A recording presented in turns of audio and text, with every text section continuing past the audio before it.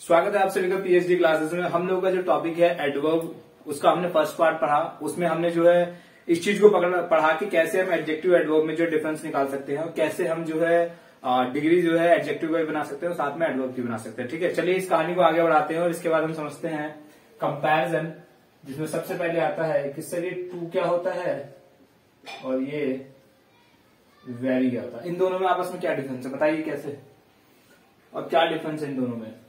तो देखिए, मैं आप लोगों को एक ऐसी टेक्निक बताऊंगा कि आप इस टेक्निक को अगर किसी भी जगह लगाएंगे तो आपका क्वेश्चन कभी भी गलत नहीं हो सकता। ठीक है, तो पहली बात ये बस इसे थोड़ा सा ध्यान से समझना है और एक सीक्वेंस को फॉलो करना है। किसको? एक सीक्वेंस को। सीक्वेंस क्या है समझिए ध्यान से।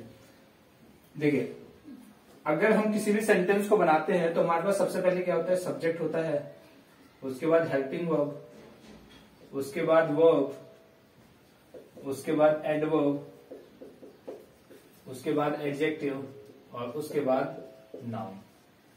ये एक प्रोसीजर होता है किसी भी सेंटेंस को बनाने के लिए। जैसे मान लीजिए मैं एक एग्जांपल देता हूं। मैंने बोला he is a very intelligent boy. जैसे मैंने एक सेंटेंस दिया तो मुझे बताएं कि इसमें कौन सा वर्ड क्या क्या है। तो आपने कहा कि सर ये जो ही है ये क्या है? एक सब्जेक्ट है। बात समझ में आ गई। इसके बाद आपने कहा कि जो इज है वो क्या है? एक वर्ब है। ये तो आर्टिकल है।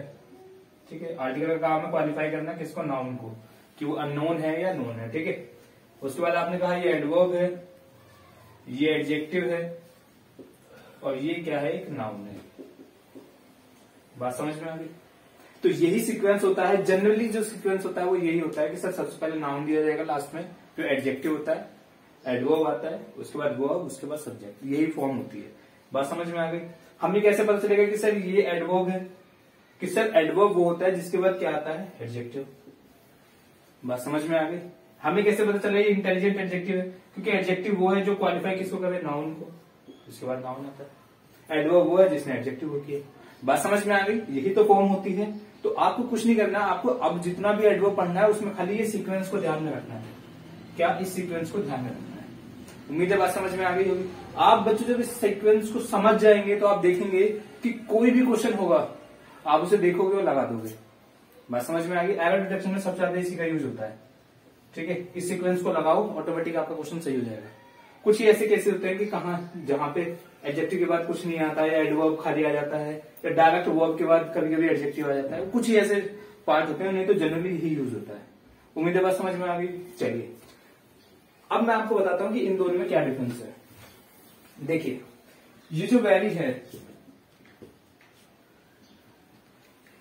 ये जो वेरी है, ये देखो टोटल इंग्लिश में, टोटल जितनी भी इंग्लिश है, इंग्लिश का जो पार्ट है, जितना पार्ट ऑफ स्पीच है, उनमें ये आपको खाली दो जगह पे मिलेगा। बात समझ में आ गई। एक तो मिलेगा एडजेक्टिव में, ठीक है, और दूसरा आएगा ये एडवर्ब में। मतलब ये जो वर्ड है वेरी जो है, ये आपको दो टॉपिक में आएगा। जैसे हम लोग का टॉपिक क्या है? एडवर्ब, तो ये एडवर्ब में आ गया। इसके अलावा ये एडजेक्टिव में आएगा। मैंने आपको पहले ही बताया था कि एडजेक्टिव और एडवर्ब जो है मैं दोनों जो है एक साथ ही पढ़ाता हूँ, क्योंकि आधा पार्ट एडजेक्टिव एडवर्ब में आता है और आधा एडवर्ब का एडजेक्टिव में आता है। बस समझ में आ गई। अगर आपने एडजेक्टिव नहीं पढ़ा है तो उसको जाके एक बार पढ़ लीजिएगा। ठीक है, तो बच्चों ये जो एडजेक्टिव है, वेरी क्या बन गया है? एडजेक्टिव। और क्या बन गया है? एडवर्ब। अब पॉइंट ये आता है कि सर कंफर्म कैसे होगा कि ये एडजेक्टिव है, ये एडवर्ब है? तो बच्चों एक बात बताओ, अगर कोई भी चीज एडजेक्टिव है तो इसका मतलब ये है कि उसके बाद क्या दिया होगा? नाउन।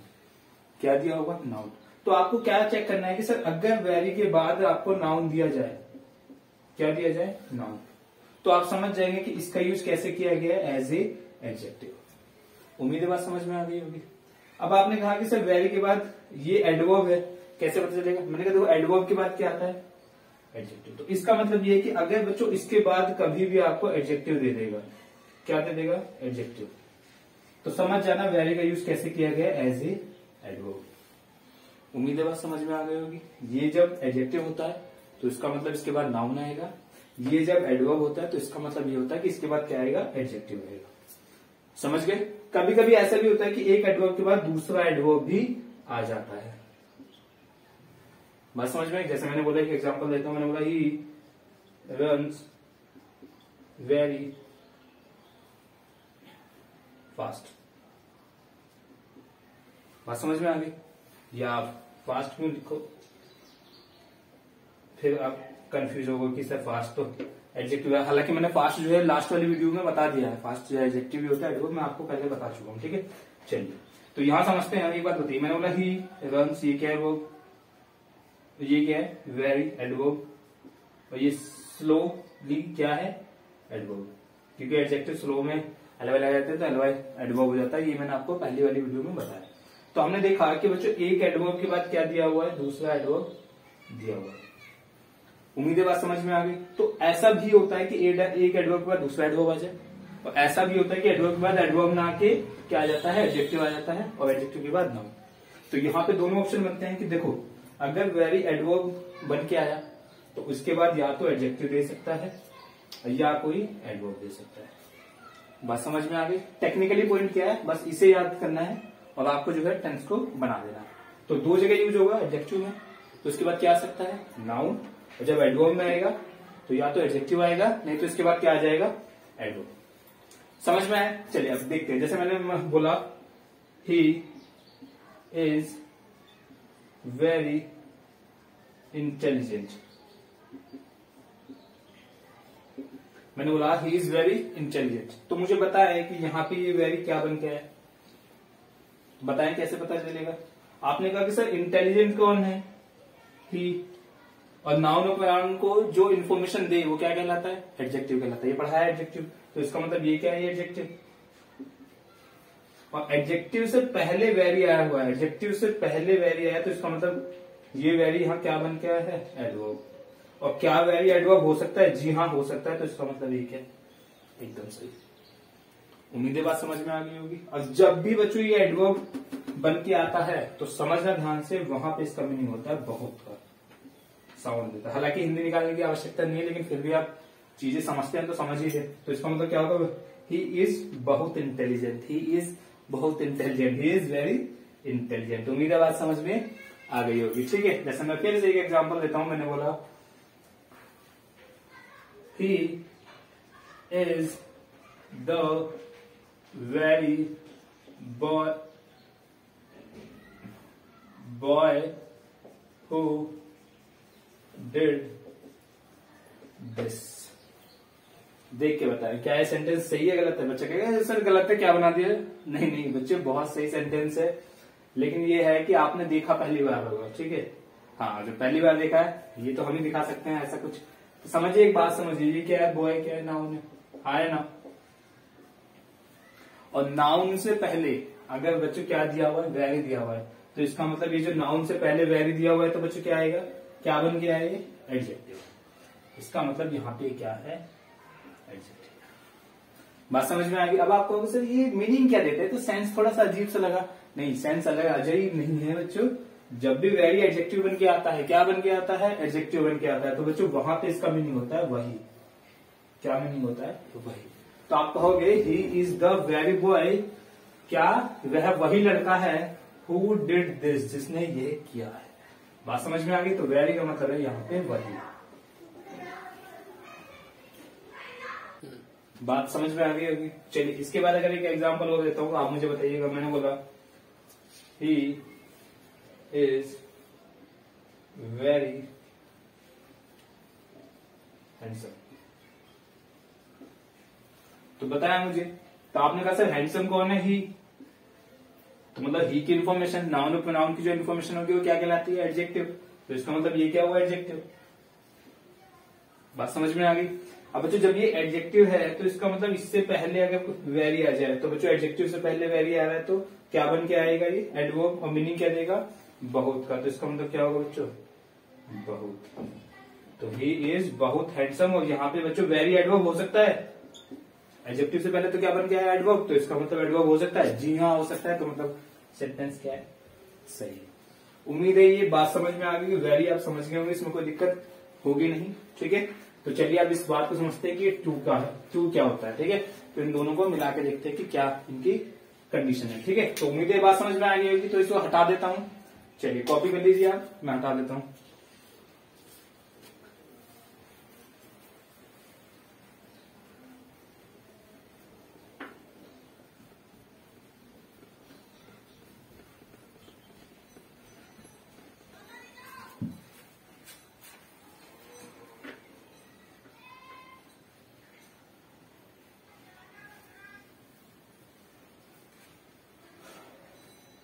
बहुत शानदार टेक्निक है बच्चों, बहुत ही सॉलिड मेथड है। आप इसे सीख लेंगे तो मैं कहता हूं कि इंग्लिश को समझना ऐसा हो जाएगा, बिल्कुल आसान हो जाएगा। ठीक है, बस कुछ नहीं करना है, ध्यान से पढ़ना है, 2-3 बार पढ़ना है, नोट्स बनाने के बाद ऑटोमेटिक सब समझ में आ जाएगा। ठीक है, कोई डाउट होगा तो कमेंट में बता देना मुझे। चलिए नेक्स्ट क्या है बच्चों, देखिए टू। अब क्या टू इंग्लिश में एडवर्ब के अलावा भी कहीं आता है? नहीं, टू हमेशा एडवर्ब होगा। क्या होगा? एडवर्ब ही होगा। बात समझ में आ गई? बस इसका जो प्लेस है वो बच्चों बदलता है। इसका जो प्लेस है, जो इसका स्थान है वो क्या होता है? बदलता है। मतलब हमें कैसे पता चलेगा कि बच्चों ये टू एडवर्ब है?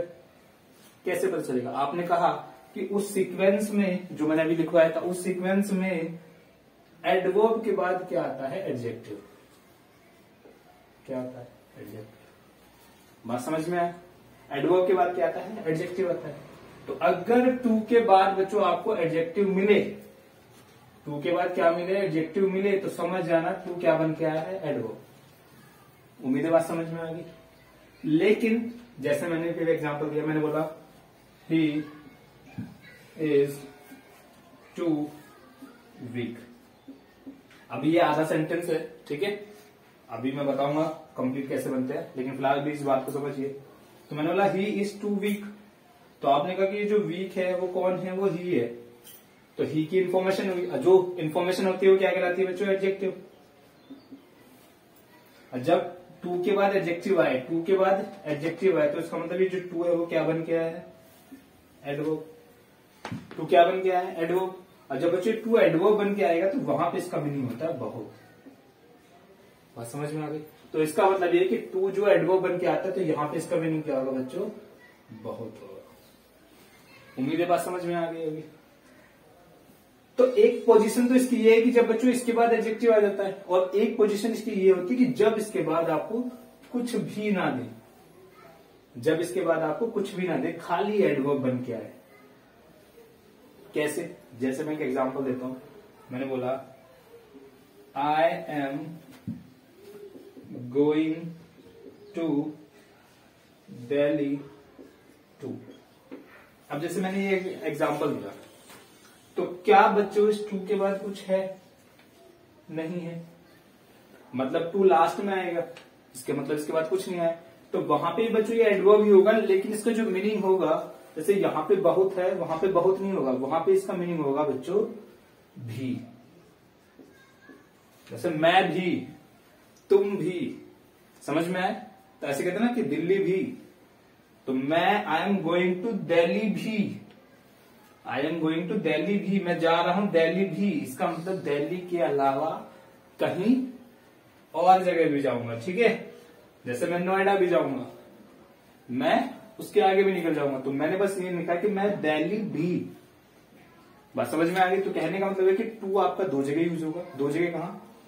दोनों जगह ही एडवर्ब भी होता है। एक तो इसके बाद एडजेक्टिव आ जाएगा, तो इसका मीनिंग क्या हो जाएगा? बहुत बताएगा ये, एक्सट्रीम। ठीक है, एक जब इसके बाद लास्ट में आएगा, जब इसके बाद कुछ नहीं आता, तो वहां पे इसका मीनिंग हो जाता है भी। बात समझ में आ गई? जैसे मैंने बोला ही वॉज टू अगली,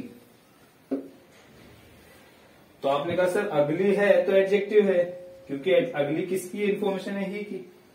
बात समझ में आ गई? तो यहाँ पे जो टू है वो क्या है? एडवर्ब है। तो यहाँ पे जो इसका मीनिंग है बच्चों क्या है? बहुत वाला साउंड देगा ये, मतलब वह कैसा था? बहुत अगली था। समझ में आ गई? उम्मीद है बात समझ में आ गई होगी। ठीक है, तो टू का जो मीनिंग है वो दो जगह यूज होगा, दोनों ही एडवर्ब में। एक बार तो इसके में एडजेक्टिव आ जाता है, एक इसके बाद कुछ भी नहीं आता है। उम्मीद है इतनी बात समझ में आ गई होगी। अब एक क्वेश्चन उठता है। क्वेश्चन क्या उठता है? ध्यान से समझना। क्वेश्चन ये उठा है कि यहां लिख देता हूं कि बच्चों आपने मुझसे कहा कि सर ये जो वेरी है ये एडवर्ब भी होता है, हाँ या ना? इसके बाद क्या आता है? एडजेक्टिव, जब ये एडवर्ब होता है, हाँ या ना? इतनी बात समझ में आ गई। अब आपने कहा कि सर ये जो टू होता है ये भी एडवर्ब होता है, और इसके बाद भी क्या आता है? एडजेक्टिव, हाँ या ना? अभी लिखवाया ना उस वाले पहले पार्ट में। इसका मीनिंग भी बहुत ही होता है और इसका मीनिंग भी बहुत ही होता है। तो इसका मतलब ये हुआ कि बच्चों ये भी एडवर्ब और ये भी एडवर्ब, ठीक है, ये भी एडवर्ब और ये भी एडवर्ब, और इसके बाद क्या आएगा एडजेक्टिव, इसके बाद भी क्या आएगा एडजेक्टिव, हाँ है ना। इसका मीनिंग भी बहुत और इसका मीनिंग भी क्या है बहुत। बात समझ में आ गई। तो क्या मैं इसकी जगह पे इसको लिख दूं और इसकी जगह पे इसको लिख दूं, क्या ऐसा पॉसिबल है? भाई जब दोनों ही एडवर्ब हैं, दोनों के बाद एडजेक्टिव आना है और दोनों ही के मीनिंग क्या है बहुत है, तो क्या मैं जहां टू लिखना है वहां वेरी लिख दूं और क्या जहां मुझे वेरी लिखना है वहां मैं टू लिख सकता हूं, हाँ या ना? बस इतना बताएं। जब दोनों की पोजीशन एक ही है तो ऐसा हो सकता है क्या? नहीं, ऐसा नहीं हो सकता। क्यों नहीं हो सकता? क्योंकि इसके पीछे एक सॉलिड क्या है, रीजन है। तो चलिए फटाफट इसे कॉपी कीजिए, मैं बताता हूं कि इन दोनों में आपस में क्या डिफरेंस है। तो इस नेक्स्ट स्टेप को समझते हैं। चलिए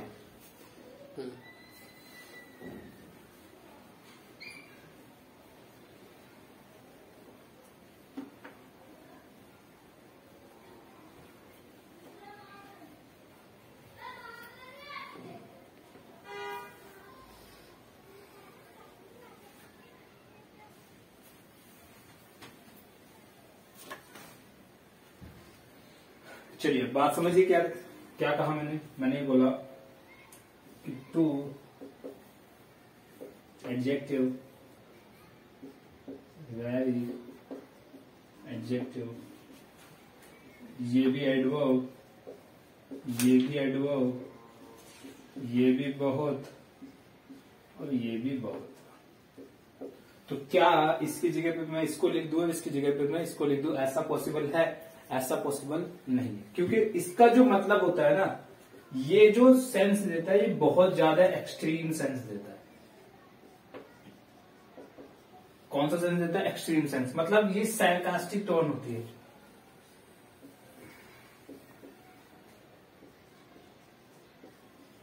कौन सी भी होती है? सार्कास्टिक भी। जैसे मान लीजिए मैंने बोला कि ही इज टू हैप्पी, तो क्या ये सेंटेंस सही है?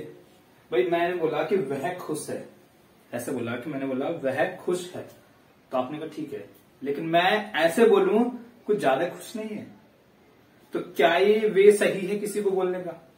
मैं बोलूं किसी को कि आप बहुत ही स्मार्ट हैं, वो खुश हो गया, लेकिन मैं बोलूं वो कुछ ज्यादा स्मार्ट नहीं है तो इसका मतलब, तो ये जो टू है ये जो सेंस देता है सार्कास्टिक टोन देता है, मतलब बहुत ज्यादा देता है, जितनी चाहिए होती है उससे ज्यादा बोलते हैं।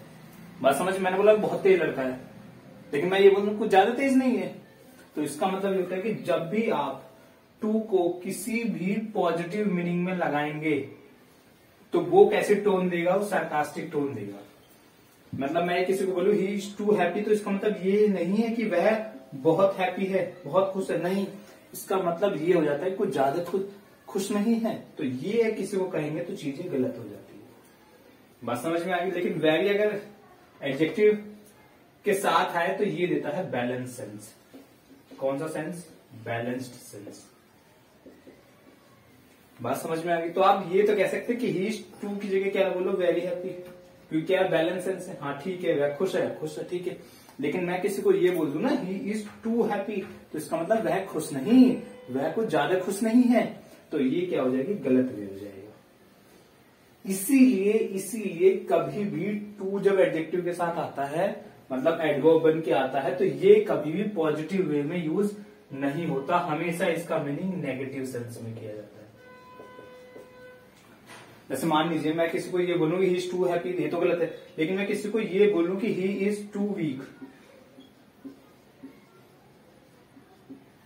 अब मैं किसी को ये भी कहता हूं कुछ ज्यादा वीक नहीं है, तो ये चीजें ठीक है, लेकिन मैं किसी को ये बोलूं कुछ ज्यादा इंटेलिजेंट नहीं है, तो ये चीजें गलत है। तो इसीलिए बच्चों टू का यूज जब हम किस में करें? एडवर्ब में, और इसके बाद क्या है? एडजेक्टिव आए, तो इसके बाद जो मीनिंग जिसमें आएगा वो एडजेक्टिव हमेशा नेगेटिव सेंस का होना चाहिए।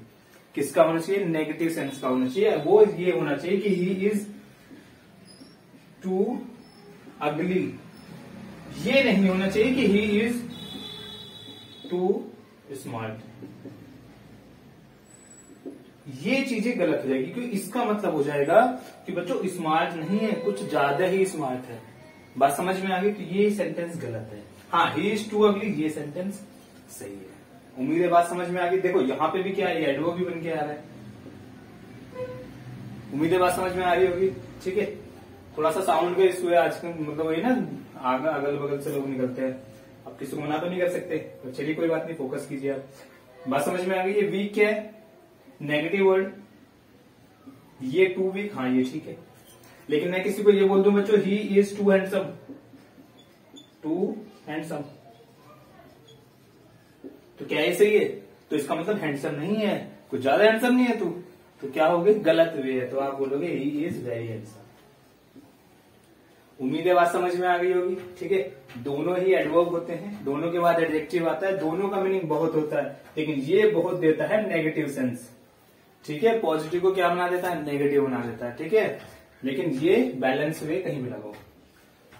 उम्मीद है बात समझ में आ गई होगी। ठीक है, चलिए, तो ये इसका नेक्स्ट स्टेप हमने पढ़ा। पहले तो हमने इन दोनों को डिटेल में समझा, उसके बाद सेकंड स्टेप में इनको क्या किया हमने?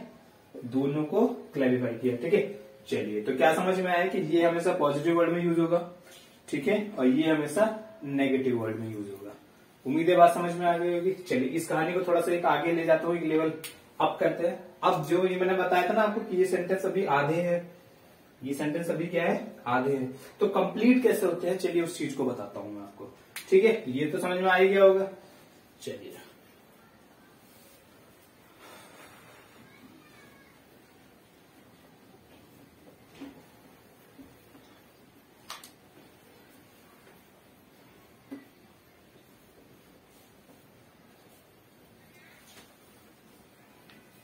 तो हमने इस बात को समझा कि टू का यूज होता है नेगेटिव वर्ड में और वेरी का यूज होता है पॉजिटिव वर्ड में। इसके अलावा इस बात को समझिएगा, देखिए, टू जब भी एडवर्ब होता है, थर्ड स्टेप समझिएगा। ठीक है, टू जब भी एडवर्ब होता है तो इसके बाद एडजेक्टिव आता है।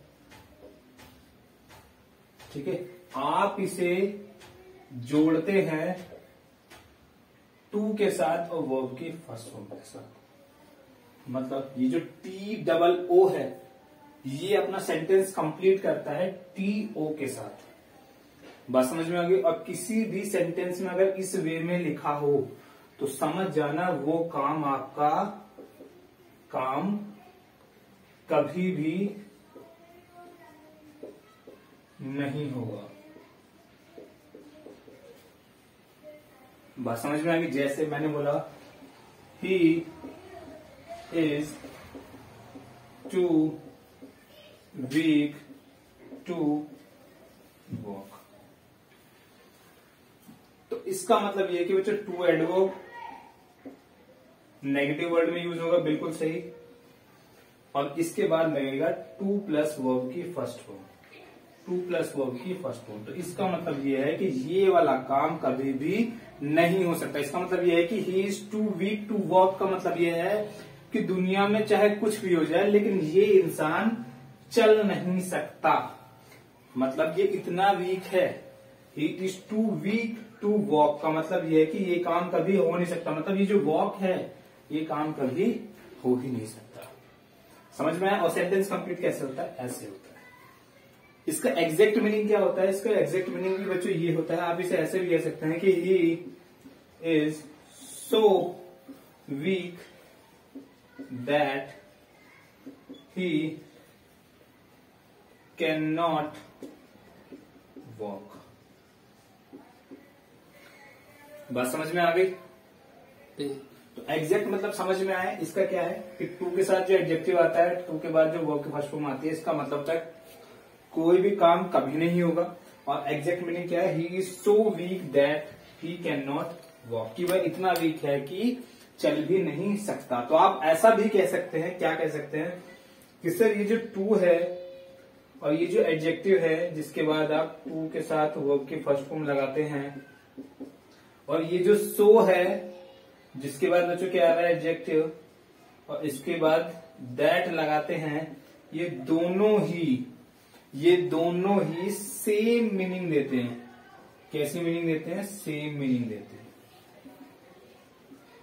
बात समझ में आ गई? मतलब इसका जो मीनिंग है और इसका जो मीनिंग है ये दोनों ही कैसे हैं? सेम मीनिंग है। बात समझ में आ गई? चलिए एक एग्जांपल और देता हूं। देखिए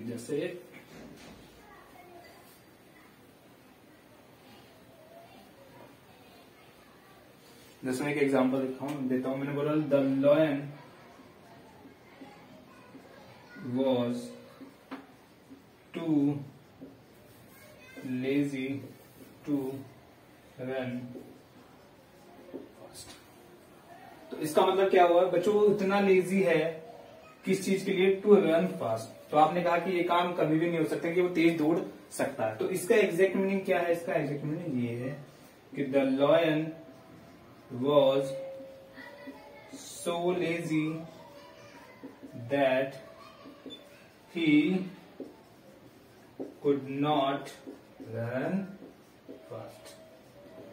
बात समझ में आ गई? तो इसका एग्जैक्ट मीनिंग ये है। आप ऐसा कह सकते हैं कि सर ये वाला सेंटेंस और सो के साथ एडजेक्टिव लगाना और दैट लगाना ये दोनों ही कैसे हैं? सेम मीनिंग देते हैं। अब दोनों का मतलब क्या है कि किसी भी काम का कभी नहीं होना।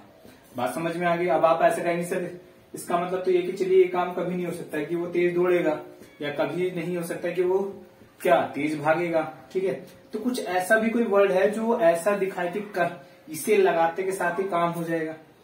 कोई ऐसा वर्ड है? जी हाँ, एक ऐसा वर्ड है। वो कौन सा वर्ड है? तो मैं इसको हटा देता हूं, उस वर्ड की बात करते हैं। वो कौन सा वर्ड है?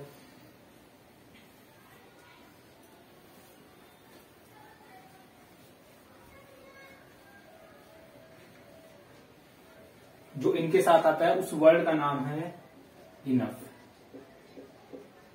क्या नाम है उस वर्ड का? इनफ। नाम तो सुना होगा, इनफ। ये बच्चों ये एक ऐसा वर्ड है जो दो टाइप से यूज होता है। मतलब आप इसे ऐसे समझिए, ये एडजेक्टिव भी होता है और ये एडवर्ब भी होता है।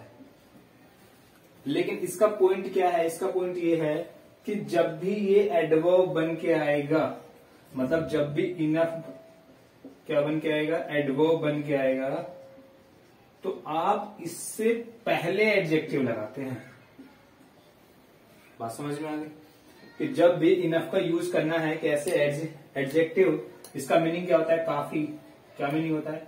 काफी मतलब एज मच एज रिक्वायर्ड, मतलब जितना चाहिए उतना है। तो मीनिंग क्या देगा? इनफ। ठीक है, लेकिन इस पॉइंट क्या है? पॉइंट ये है, इस बात को समझना कि जब भी बच्चों ये एडवर्ब होगा तो इसका जो एडजेक्टिव, जो एडवर्ब हमें पता है कि एडवर्ब के बाद एडजेक्टिव आता है, लेकिन इसका जो एडजेक्टिव है वो इससे पहले आता है। क्वेश्चन कैसे आएगा? जैसे मैंने बोला he is enough smart to solve it. तो क्या ये सेंटेंस सही है? नहीं बच्चों, ये जो सीक्वेंस है वो क्या है? एकदम गलत है। मतलब ये एडवर्ब तो है लेकिन, ठीक है, तो क्या होगा? ये सीक्वेंस गलत है कि इनफ एडवर्ब तो होता है लेकिन सर इनफ जो है किसके बाद आता है? एडजेक्टिव के बाद। तो आप इसे ऐसा कहेंगे, he is smart enough to solve it. तो इसका मतलब ये है कि जब भी इनफ जो है एडवर्ब बन के आएगा तो इसका मतलब, जैसे उसका मतलब ये होता है ना टू के साथ टू लगाना, एडजेक्टिव लगाना, इसका मतलब काम कभी नहीं होगा। लेकिन अगर बच्चों इनफ लगा दें एडजेक्टिव के बाद तो इसका मतलब होता है काम आपका डेफिनेटली होगा। तो काम होगा ही होगा। ठीक है, बात समझ में आ गई? जैसे मैंने बोला ये ही इज इनफ स्मार्ट, ये तो गलत है, लेकिन मैं ये बोलता हूं he is smart enough to solve it. तो इसका मतलब बच्चों ये जो है वो सॉल्व क्वेश्चन होगा ही होगा। बात समझ में आ गई? दूसरी बात क्या है? इसका फर्स्ट केस है यहां पे। सेकंड केस क्या है कि जब बच्चों ये एडजेक्टिव बनता है, इनफ जो है जब भी एडजेक्टिव बन के आता है तो ये हमेशा किससे पहले आएगा? नाउन से पहले। तो यहां पे आप क्या लगाएंगे? इनफ। कैसे? जैसे मैंने बोला, ये भी लिख देता हूं एग्जाम्पल। मैंने बोला ही हैज इनफ मनी।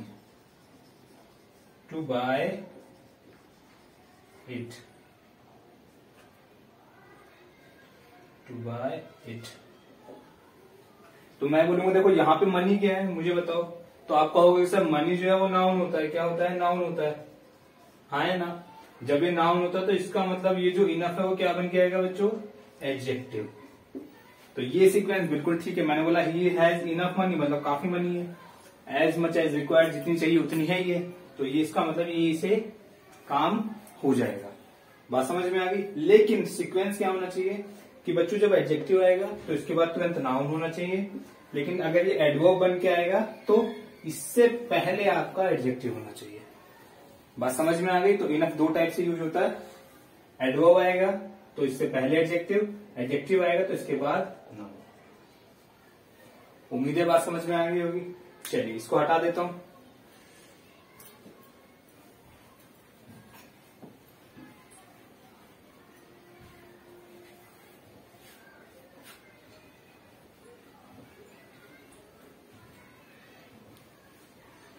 तो हमने क्या पढ़ा? हमने इस चीज को देखा कि सर टू एंड वेरी को हमने बिल्कुल बहुत सही तरीके से पढ़ा। ठीक है, ठीक है, लास्ट तक पढ़ा। टू का कंप्लीट सेंटेंस भी बनाया जिसमें हम टू के साथ वर्ब के फर्स्ट फॉर्म लगाया। इसके बाद हमने सो को पढ़ा, उसके साथ दैट लगाया। इसके बाद हमने किसको पढ़ा? इनफ को पढ़ा। ठीक है, जिसका यूज हमने एडजेक्टिव में भी किया, साथ में कहा किया? एडवर्ब में भी किया। इसके बाद मैंने इन दोनों को ये बताया कि ये बच्चों का बैलेंस सेंस देते हैं और कब ये जो है क्या देता है? Extreme sense. बात समझ में आ गई। उम्मीद है इतनी बात समझ में आ गई होगी। अब हम पढ़ते हैं क्या कि सर वेरी क्या होता है और मच क्या होता है, वेरी मच क्या होता है। इनको ध्यान से पढ़ते हैं। उम्मीद है इतनी बात समझ में आ गई होगी। चलिए ठीक है, तो इस कहानी को हम जो नेक्स्ट है नेक्स्ट वीडियो में देखते हैं। ठीक है, इसको डिटेल में पढ़ते हैं। फिलहाल आप इसको लगाना, इसके बाद इसके क्वेश्चंस लगाना, देखना सारे क्वेश्चंस हो जाएंगे। ठीक है, और पसंद आए तो यार लाइक कीजिए, यार दोस्तों को भेजिए। ठीक है, और सब्सक्राइब होना चाहिए। कितने बच्चे आते हैं खाली देख के चले जाते हैं, ऐसा नहीं है, देखने के लिए मना नहीं है, लेकिन आए तो यार सब्सक्राइब तो होना चाहिए। इतना तो बनता है। ठीक है, चलिए ठीक है, thank you so much, thank you.